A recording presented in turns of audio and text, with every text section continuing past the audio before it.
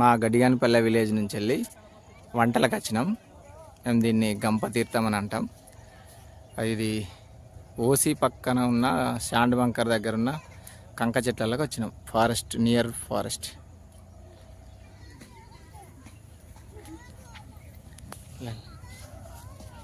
వంటలు స్టార్ట్ అయినాయి. మా అల్లుడు చెర్రీ వాళ్ళతో వచ్చినాం.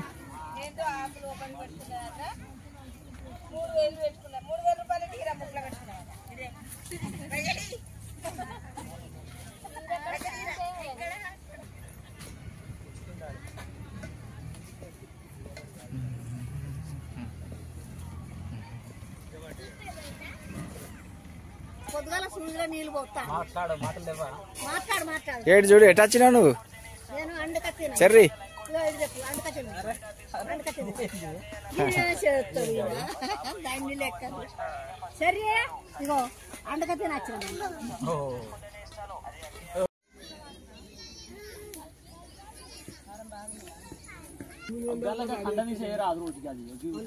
మా గడియాన్పల్లె విలేజ్ నుంచి వనభోజనాలకు వచ్చినాం. 67 మందిని ఒకే కుటుంబం లాగా ఒక మేకను కోసుకొని ఇంటికి ఒక పోగు వేసుకుంటున్నాం. ఇది వండుకొని ఇక్కడే తిని సాయంత్రం వరకు ఇంటికి వెళ్తాం.